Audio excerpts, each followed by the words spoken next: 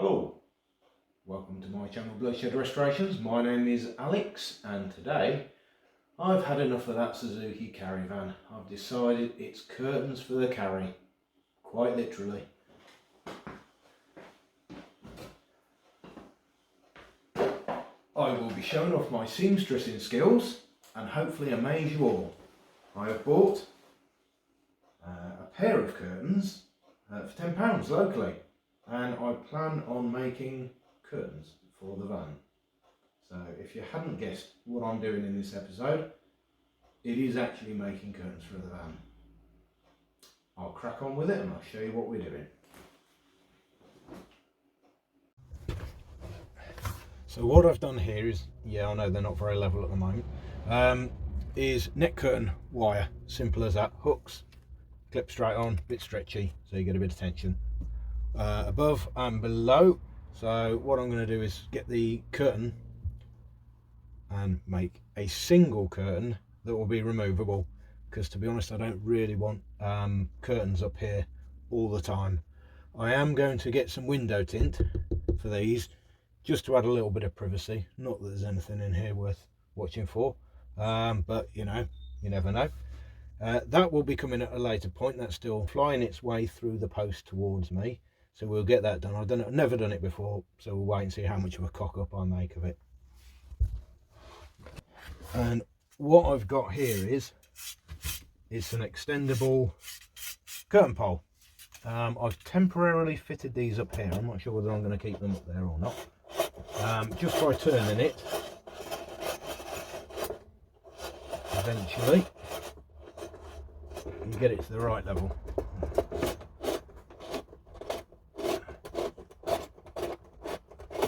And the more you turn it, the more it pushes in.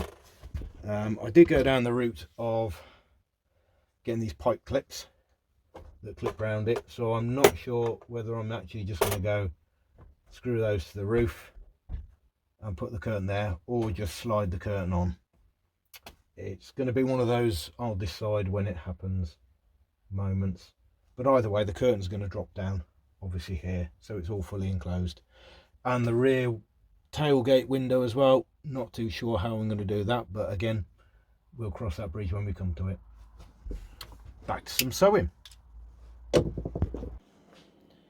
Right, so what I've initially done is I've cut from the bottom of the curtain, because the curtain's got a little hole going all the way through it, so I'll be using that already. It just saves me time.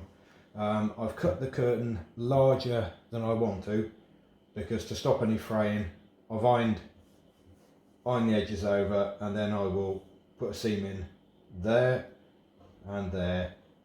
Probably going to be easier just showing you, because I really haven't got a clue what I'm talking about. I know what I'm doing, but I don't know what the terms are. I don't know what stitches are, etc. So we'll just crack on with that, shall we?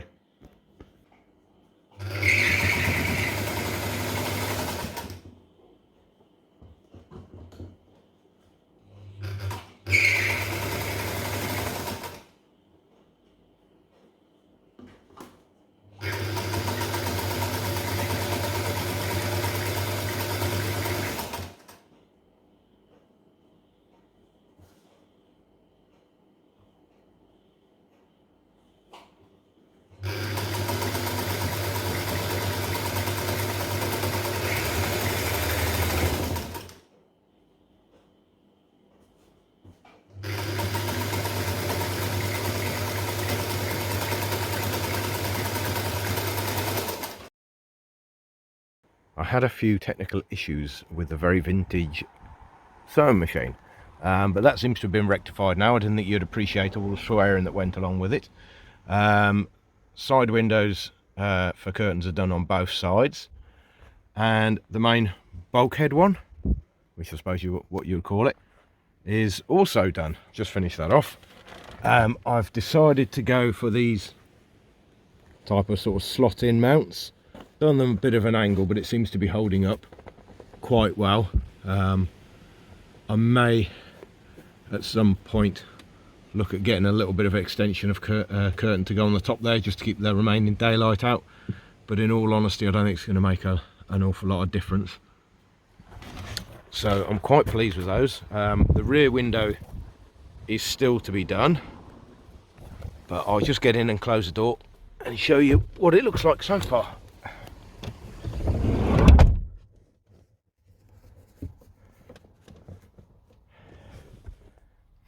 As you can see, it doesn't look too bad. Like I say, a little bit of daylight coming above the top and also from the skylight as well, but I don't think that in all honesty is going to be a major issue, given the fact that most people are asleep when it's dark anyway. This way it will just keep maybe prying eyes, any potential doggers, and anyone else out the way.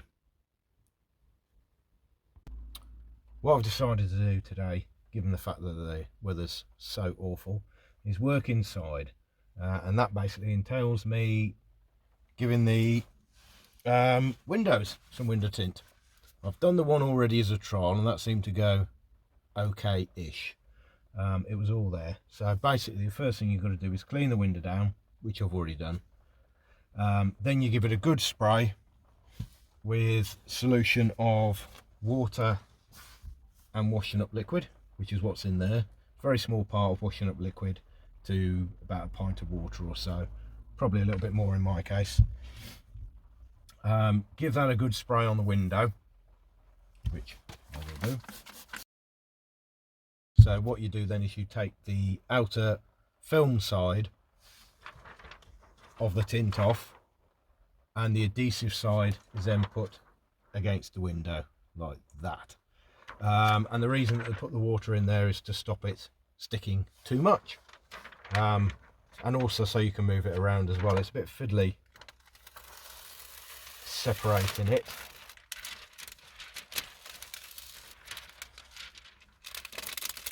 Not helped really by the fact that good old Royal Mail decided to play football with the parcel that it's in. So we get that out of the way, and then that you just line it up and move it on, and as you can see you can move it around in order to get to the right place. Obviously it would have been better had I removed this to start with, but I'm trusting my luck on this. And then you get your squeegee. It also comes with a squeegee, full instructions. It's about £15 I think for about 2 meters, so really cheap stuff. I might even do the rear window again, see how that's looking.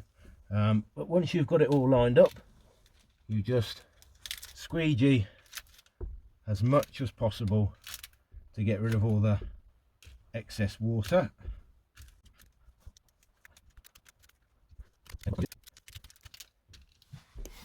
And then what you do is you take a sharp knife blade, which is reasonably sharp, and then you just work all the way around, keeping as close to the rubber seal as possible.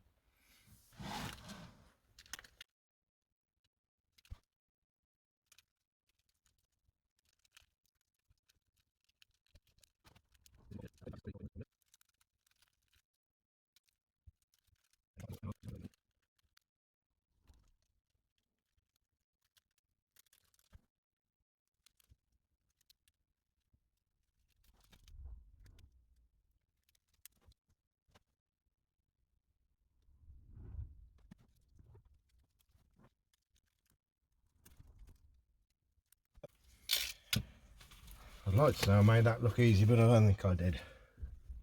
Just get all the excess water out.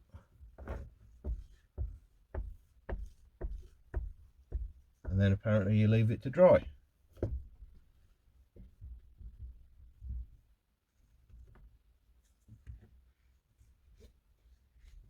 There, doesn't look too bad, does it?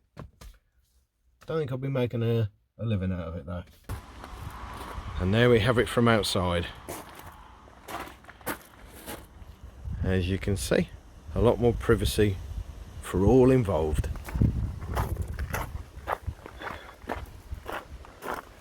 And that's the first one I've done. So those dogging trips to Wales will much improve from now on. Brilliant.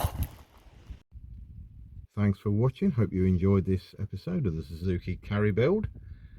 Give us a thumbs up if you liked it, and I will catch you on the next one.